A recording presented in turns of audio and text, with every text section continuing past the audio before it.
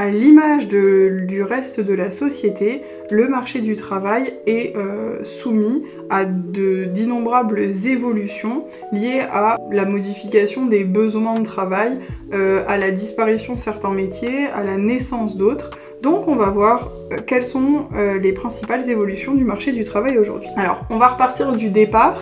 Le travail, c'est un marché en économie, puisqu'il permet de mettre en relation l'offre de travail et la demande de travail. Donc il met en relation les employeurs potentiels et les travailleurs potentiels.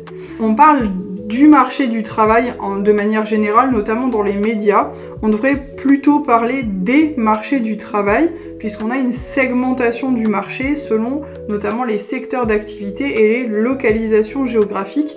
Qu'est-ce que ça veut dire ? Ça veut dire que finalement, un marché du travail va pas avoir, au niveau d'un secteur d'activité, aura pas forcément les mêmes caractéristiques selon les zones géographiques, et que justement au niveau des différents secteurs, vous n'avez pas les mêmes caractéristiques du marché du travail entre le secteur industriel et le secteur des services à la personne par exemple. Comment ça fonctionne le marché du travail ? Finalement, vous avez un échange d'une partie qui va mettre à disposition sa force de travail, sa prestation de travail, moyennant un salaire. Le salaire, donc, puisqu'on est sur un fonctionnement de marché, il faut comprendre que c'est le prix d'équilibre. Donc en fait, ça correspond au prix de marché, c'est-à-dire que le salaire est fixé par le lien entre l'offre et la demande.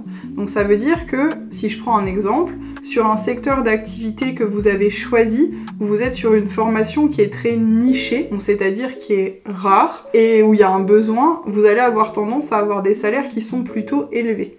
Sur des secteurs d'activité sur lesquels il y a énormément d'offres de formation et énormément de candidats à la formation, il y a des chances que vous soyez sur des salaires qui sont moins élevés, simplement parce qu'il y a davantage d'offres de travail pour une demande qui serait éventuellement moins élevée.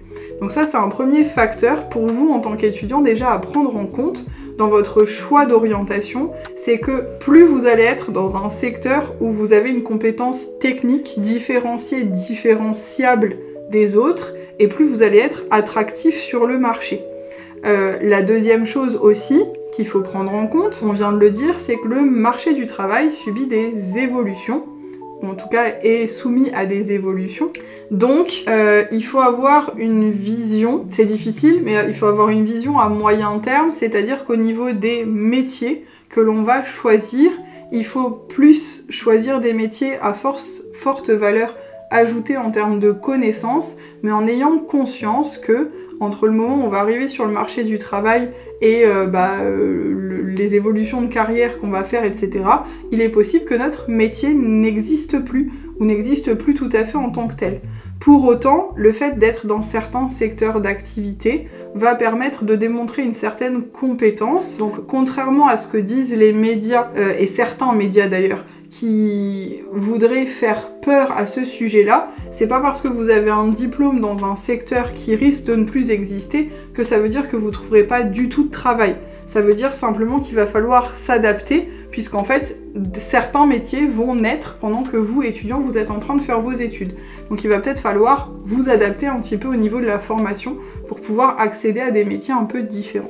Alors, première chose, donc au niveau du marché du travail, on a dit que le salaire c'était le prix d'équilibre, et donc sur un fonctionnement à l'équilibre, on serait sur un fonctionnement de plein emploi où il n'y aurait aucun chômage. Donc c'est-à-dire où l'offre et la demande de travail seraient complètement en adéquation. Dans la réalité, on se rend bien compte que c'est extrêmement difficile, puisque le marché du travail est plus complexe à ce niveau-là que le marché des biens et des services. Pourquoi ? Parce que, je viens de l'expliquer finalement en parlant de vous, étudiants, le temps de la formation est un temps long. C'est-à-dire que pour se former à un métier, il faut un certain nombre de mois, voire d'années, et donc que pendant ce temps-là où nous, on est en train de se former, vous avez des métiers qui émergent et qui n'existaient pas au moment où vous êtes entré en formation. Il y a différentes choses. Première chose, donc, on a sur le marché du travail, de base, une difficulté à faire concorder l'offre de formation avec les besoins du marché du travail à l'instant T. C'est-à-dire que on a souvent un décalage entre les offres qui sont proposées par l'éducation et les besoins en fait du terrain, simplement parce que les besoins du terrain changent constamment. Donc c'est difficile de faire concorder les deux. Le deuxième point, c'est ce que je disais, c'est le côté accélération des modifications et de l'évolution du marché du travail, où on a certains métiers qui émergent au fur et à mesure, et où les formations pour former à ces métiers n'existent pas encore, alors que le métier est déjà là. Donc du coup, c'est difficile de recruter sur certains de ces métiers. Alors, qu'est-ce que ça a comme incidence sur le marché ?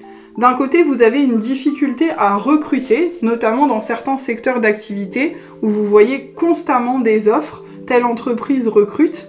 Ça marche par exemple beaucoup dans le secteur industriel en ce moment. Donc, qu'est-ce que ça implique ? Ça implique souvent une capacité à négocier pour les travailleurs qui sont dans ce secteur d'activité-là, puisque je le disais, ils ont une connaissance qui est technique, qui est rare, et donc ils peuvent faire valoir sur le marché, puisque la demande des entreprises est supérieure à l'offre de travail. A l'inverse, on a certains secteurs où on a un surplus de travailleurs par rapport à la demande de travail, simplement parce que les formations ont formé des fois trop de monde par rapport aux besoins du marché, qui a peut-être parfois reculé entre-temps, et donc du coup il y a une mauvaise adaptation entre les deux. A l'inverse, dans cette situation-là, c'est les entreprises qui vont augmenter leur capacité à négocier les salaires sur le marché, donc les salaires vont être revus un peu à la baisse. Quoi qu'il en soit, on est dans ces deux situations sur des déséquilibres du marché du travail. Depuis peu, on a une modification aussi au niveau de la négociation. Là, je vous ai parlé du salaire, qui est finalement le vecteur de lien entre employeur et employé. Mais on se rend compte de plus en plus que les négociations qui sont faites sur le marché du travail sont moins sur les salaires et vont davantage sur la qualité des conditions de travail. Donc ça va être sur le nombre de jours de RTT en plus des 5 semaines de congé, ça va être la possibilité de faire du télétravail, ça va être la flexibilité des horaires, etc., etc. Donc en fait, depuis la crise sanitaire notamment, qui a été un énorme accélérateur pour plein de choses, le télétravail a augmenté avec des effets négatifs et positifs, mais on se rend compte que ça rentre davantage dans les négociations des salariés et donc dans les points qu'ils souhaiteraient avoir dans le cadre de leur travail. En parlant de ça, donc je reviens sur ce que je disais, on a une difficulté au niveau du temps de formation, puisque certains métiers émergent avant que la formation ait temps de voir le jour. On a aussi un autre facteur, qui est un facteur global en termes de motivation, puisqu'en fait les crises récentes ont eu un impact fort sur la motivation des salariés, et on a eu un certain nombre de reconversions qui étaient imprévues. Donc c'est-à-dire que de façon assez brutale, en sortie de Covid, on a eu certains secteurs qui se sont retrouvés en forte tension, où c'était hyper difficile de recruter, et d'autres secteurs où on a eu un surplus soudain d'activité, parce qu'on a eu énormément de reconversions dans ces secteurs-là. Donc là, du coup, ça a aussi modifié un petit peu, ça a rebattu les cartes sur le marché de l'emploi.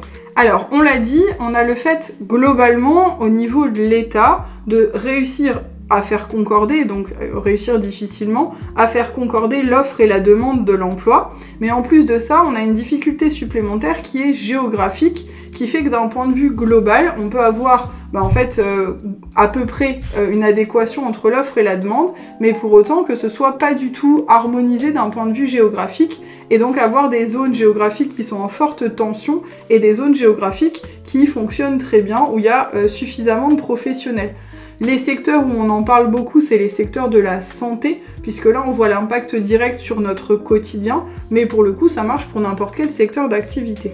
On a une difficulté supplémentaire liée à la mondialisation de l'économie, c'est-à-dire que compte tenu de la main-d'œuvre notamment qui est chère en France, mais à côté de ça, du fait qu'on a une expertise sur un certain nombre de sujets, on a certains secteurs d'activité qui vont être privilégiés en France et d'autres qui vont avoir tendance à s'exporter pour aller dans des zones où c'est moins cher pour une qualité qui est équivalente, ou alors en tout cas pour une stratégie qui est différente.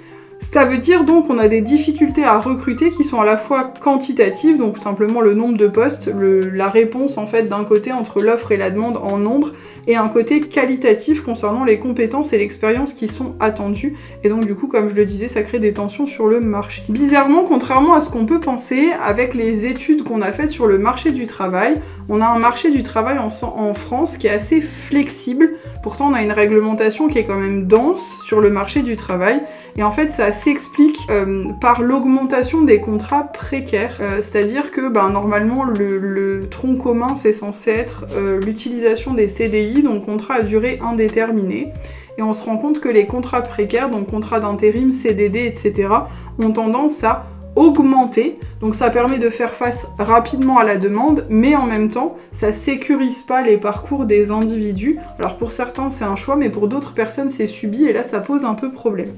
On parle du coup de dualité du marché du travail, avec d'un côté des emplois qui sont plus qualifiés, qui sont stables, avec une rémunération qui est correcte et avec des perspectives d'évolution des emplois, et de l'autre côté on a des emplois qui sont peu rémunérés, plus précaires, peu qualifiés et avec peu de perspectives derrière, où là du coup c'est davantage subi. Qu'est-ce qu'on fait en fait face à cette situation liée au marché de l'emploi en économie?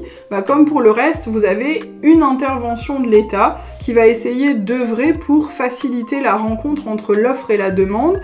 Donc par exemple, vous avez d'un côté le fait d'instaurer un revenu minimum pour assurer des moyens de subsistance aux individus, et en plus de ça, le fait de leur garantir un moyen de subsistance permet de les inciter à la consommation, puisque par définition, quand on a des difficultés à manger, on ne consomme pas davantage. Le fait d'avoir un revenu minimum incite à consommer et pas être constamment dans l'urgence. Je suis pas en train de dire du tout que le revenu minimum est élevé, mais simplement le fait de pas être dans de la négociation absolue permet de pas descendre sous un seuil de pauvreté qui serait extrême et qui serait du coup dangereux derrière.